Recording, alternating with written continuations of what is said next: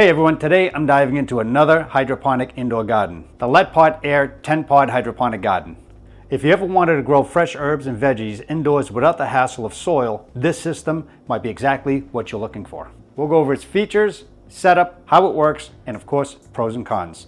So let's get started. The LetPot Air 10-pod system comes with some really cool smart features and a mobile app to make it easy if you're new to indoor gardening. And if you're not a fan of the app, no problem. There's a built-in touchpad. You have a 17-inch light panel with touchpad.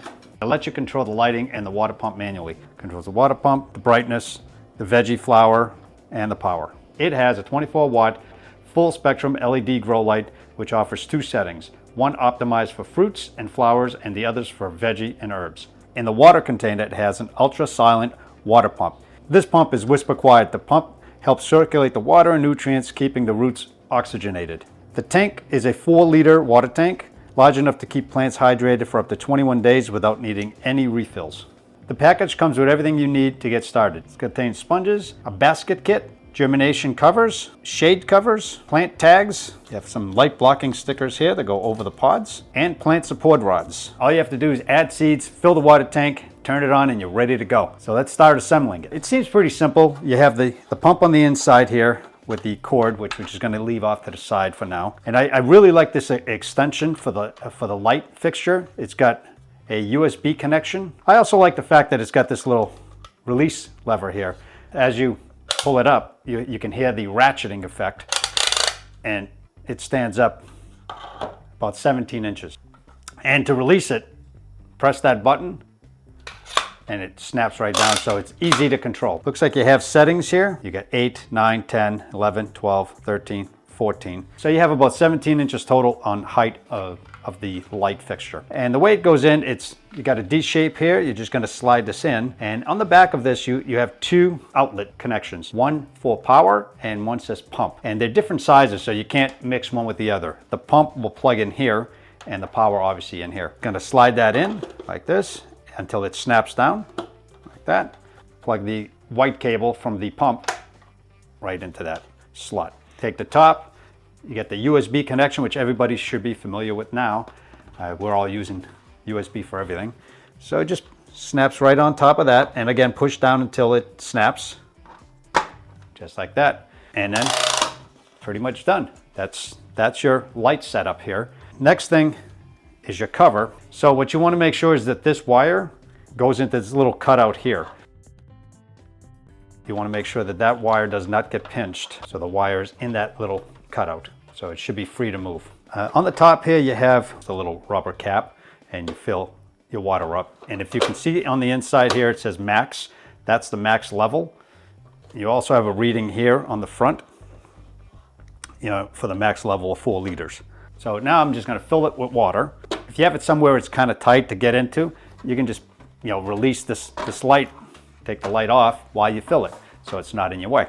So I'm just going to start filling that. I'm just going to keep filling until I get roughly the 4 liters. That's about max. So you can see the water's just about touching that max marking there. It didn't come with any seeds, so you have to purchase your own seeds. I'm going to be planting some basil. What I'm using is just the Genovese basil seeds, so you can see how small they are. They're very, very tiny. All right, and we're going to have to get them in here. So they have some tools to do it with. I'm just going to try to put a couple of seeds in the slot here, in that little hole. Just put them in, no more than 2 or 3. Just to give you the best option. Okay, and then I'm going to just get that in there, and these just fit in like that. Okay, and they'll absorb some of that water in there, so they'll weigh down. All right, let's do one more. Okay, I've got 3 seeds. Just gonna, I don't know if you can see that. Okay, I'm just gonna pop them in, so they're in the hole right now. Get them into the cage, push it down. All right, so I got the last of the seeds in here of the basil. So the next part is putting on these stickers here. What this will help do is help any mold or anything from getting in there while it's trying to grow. Okay, and they just peel and stick. Now we're going to put these are the domes to keep the moisture in there and to help them germinate and start sprouting. These dome covers, they just sit on top, they don't snap on. Once they start sprouting, then you can just remove the lid. You don't want the lid to be touching the plant. You can use these tags here.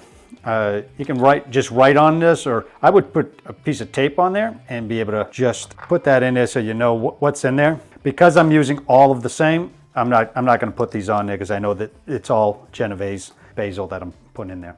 Put the lid back on, and again, that just snaps on like that. And we can raise it or lower it, and we want to keep it all the way down for now. For plant food, we're going to be mixing that up, and it just tells you to put filtered water in. You can see the instructions here. Put some filtered water in, and we're going to shake it up. I like the fact that it has these caps on there that has a little nozzle there so we don't spill too much. We're just going to give these a shake. We're at about 4 liters. Once we fill this up, it's going to be 4 liters. So it says 20 milliliters of A, 20 milliliters of B. Now up to that top line is 15. I'm going to just pour that in here, and we're going to need 5 more. And do the same thing with B. It says that the plant food is good for shelf life of about 2 years. So I'm going to put the cap back on here for the water fill and snap on the light, and we're going to turn the power on. So the pump is very, very quiet. You can barely hear it, but it is working. The timer will start now, 16 hours on, 8 hours off. On the top panel, you have your settings for power, your veg or flower, brightness of the lighting, and the pump and Wi-Fi connection. If you look at the color of the light down here, there's different lamps that turn on, a little bit less bright, a little bit more bright. You can also adjust the brightness. You have a low setting and a high setting. I don't think it's going to matter much on this one here because the basil is pretty forgiving. So I'm just going to leave it on this setting here with the light on. When you first turn the unit on, the light timer will begin a cycle of 16 hours on and 8 hours off. To reset the time, you can simply unplug it for a few seconds and plug it back in to restart at that particular time. Or you can manage your garden from anywhere using the LetPot app, available from iOS and Android. After scanning their QR code and downloading the app, I created a login and a password. You have to allow LetPot to connect to and determine where the device is located. Not sure why it needs access to the precise location on a GPS map, so I'm only going to allow it for this one time. I entered my password and the login. As long as you're near the LetPot, it'll find it and list it here. Once you select your model, it brings up the settings for you to control. From here, you have access to turn it on or off. You can also schedule the time the light comes on and turns off. I set it for 7 a.m. on and 11 p.m. off. The LED mode for selecting veggies or herbs is also here. Under the advanced settings, you can control the LED brightness. By default, it should be set to high. You can also turn the pump on or off from this location. And the water shortage alarm can be disabled here too. That setting is very important because I was having a water shortage alarm sounding late at night, sounding at about 1 o'clock in the morning, which was very annoying. It needed to turn that off. After contacting the support people, they indicated to install the app and turn it off there, and there was no other way to turn it off. At the top of the menu, you also have some other options. You have contact support, which basically just sends an email to the support staff. The online store, which basically is self-explanatory. The privacy policy, definitely want to read through this completely. And the diagnostics section, this only checks for the version numbers and a network connection. The settings is only basically used for language settings, push alerts for the device, updates and promotions. So now I'm going to close out this review with my final thoughts. Although you can grow some dwarf tomatoes, some Romanian lettuce, some herbs and spices, flowers, you can grow just about anything here. What I found is herbs and leafy greens are probably your best bet on here. I've had the best experience growing those. Some people did notice spinach to be a bit trickier to grow in these type of units.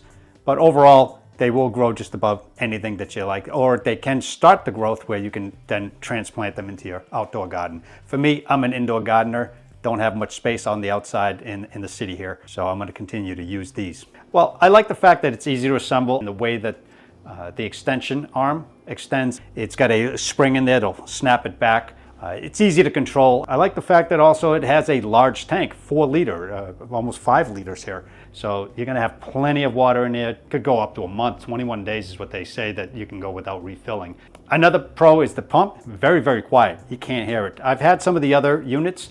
You hear a little bit of buzzing, a little rattling here and there. This one here is very quiet. The other option I like is the light feature, where you can make it really bright or bring the tone down, especially if you have this on later at night, or you have maybe in a bedroom or something, you want to tone it down a little bit. And also it's compact, it's light, it's there isn't any real technical skills that you need for this, other than using the app. And not all the plants that they kind of advertise will grow well in this. They can start the growth where if you're replanting them, it's perfect. But if you want like tomatoes or peppers or something heavy with a thick stem, it's probably not going to work well in here. You can try it. They're probably not going to get the best growth. They're going to be limited by the height and size of the unit here. The app is not essential. You don't need it. I think it's a nice little feature. Gives you something to play around with if you're a techie, if you like to use those things. But for me, not necessary. One of the bigger cons that I do have, the fact that it didn't include any seeds. It would have been nice for them to include a packet of seeds or a mix of seeds for the beginner. If you're going to buy this unit, go ahead and purchase your seeds, whatever you like to grow. I would suggest start off with herbs and some spices, some lettuces, things of that nature. A little easier to grow, a little bit more forgiving. And so at the end of the day, is this LetPot 10 pod hydroponic unit worth buying? I think so. So if you're in the market to buy one, I'll leave some links down below. They are affiliate links. I'll leave a discount code for you too, so that'll help you out if you're a beginner here, or if you just want to save a few bucks. Hit the subscribe button if you haven't subscribed, so you can get some new videos when I put them out, and I'll see you in the next video. Thanks for watching.